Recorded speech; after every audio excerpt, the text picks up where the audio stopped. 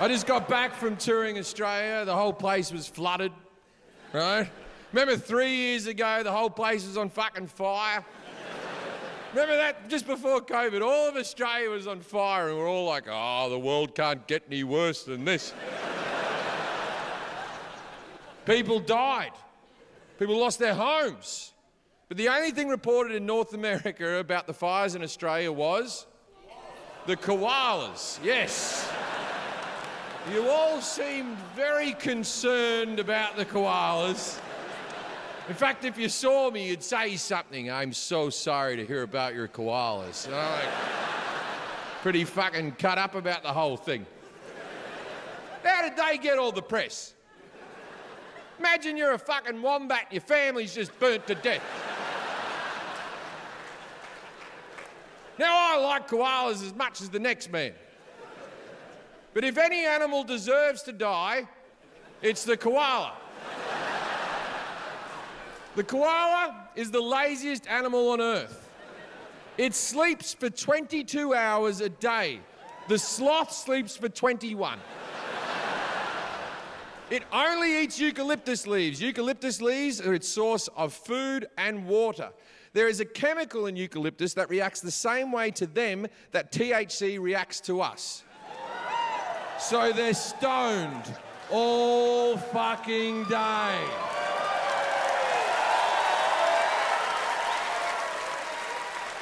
"80% of koalas have chlamydia. So they're stoned with chlamydia. We all have a friend like this. And they're up in the tree with their family, just sitting there, and the fire's blazing through the Australian bush. And all the other animals are running and jumping in the opposite direction of the flames. Not the koala.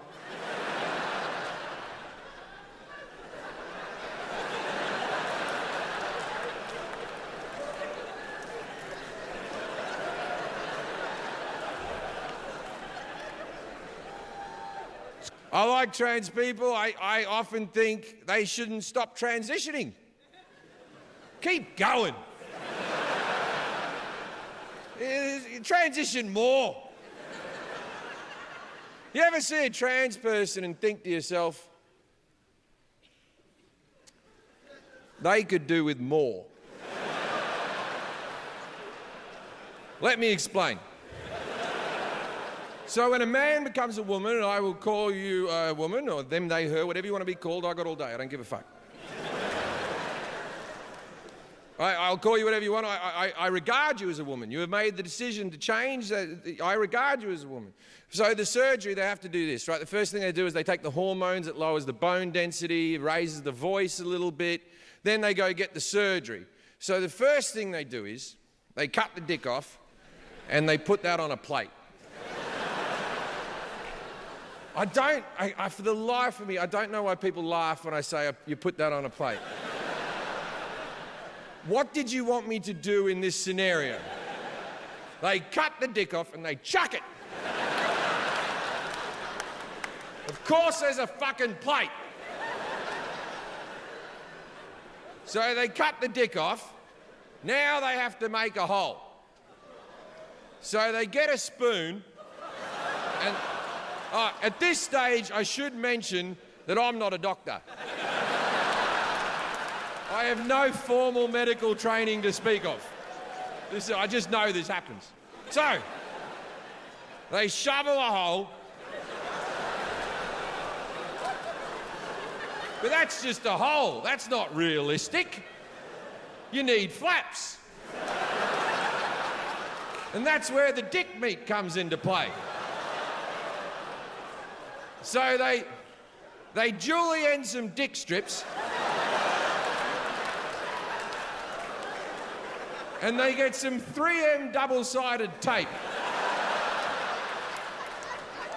and they put 2 on this side and 1 on that side. Because I don't know a lot about cunts, but I know they're not symmetrical.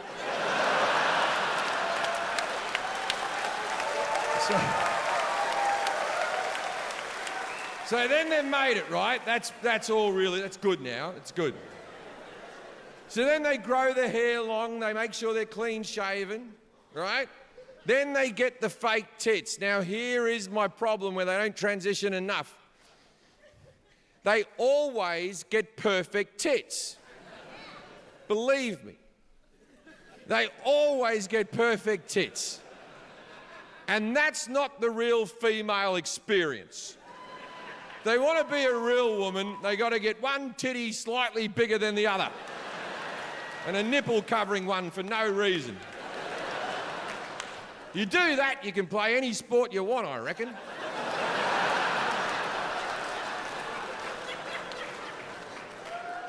Then the next one, so a woman becoming a man, how would they would have to, you'd fill that in, wouldn't you? You'd fill it in.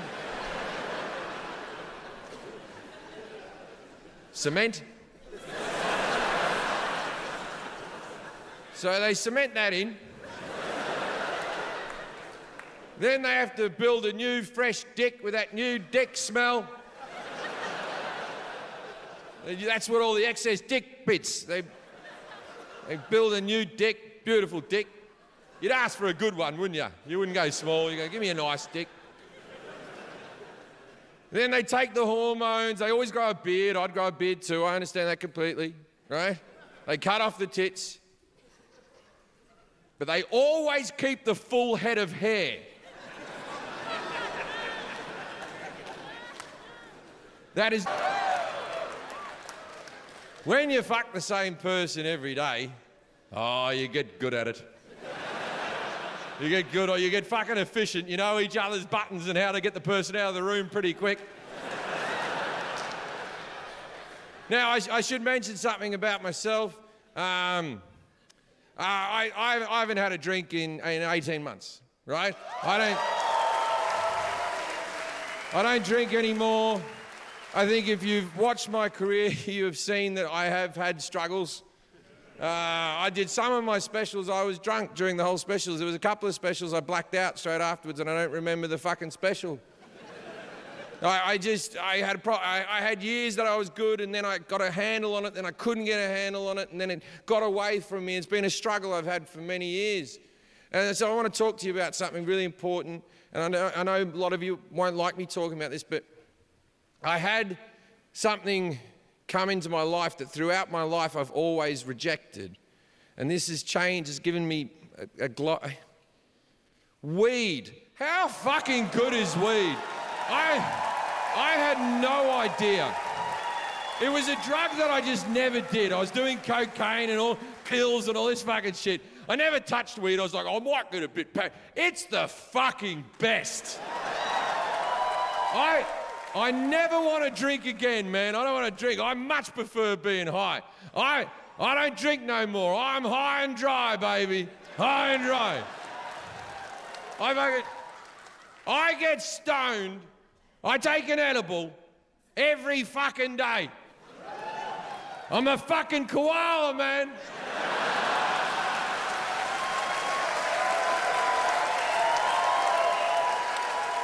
So every day, I drop my kid at school, and I take an edible, then I play Call of Duty for about 5 hours. All right? Play Call of Duty.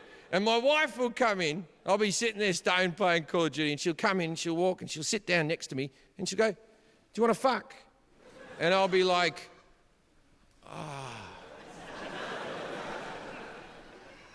team deathmatch. And then she'll look up at me with the eyes. Oh, I can't say no to her, so I'm like this. Now get out of here, you. And she's happy with that. That helps her move on with her day.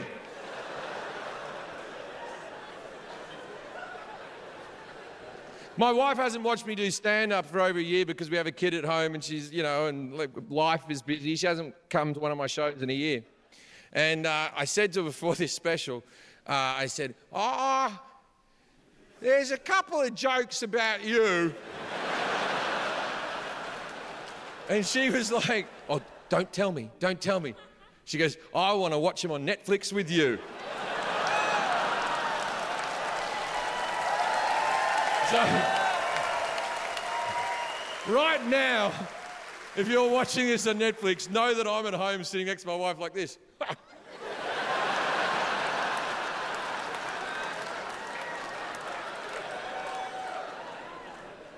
When you're in a relationship, a long-term relationship, you settle down into 4 positions. You start out with more, but as the relationship gets on, you settle down to your core 4.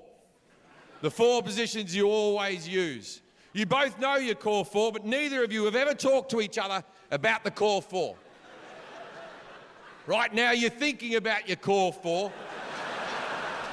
And in the car ride home, you'll talk about your core 4. We're all doing 2 the same. Her on top, him on top. These are classics. They're not going anywhere. Then the other 2 are variables for your relationship. And they are the one that helps her come and the one that helps him come. Your finishing positions. Now, I won't tell you my wife's finishing position because I respect her privacy. But I will tell you mine. I used to finish in doggy when I was a younger man, but as I've gotten older, I now finish in what they call lazy doggy. Lazy doggy is the one where you lay in the spoon position and you grab one tit and you run around.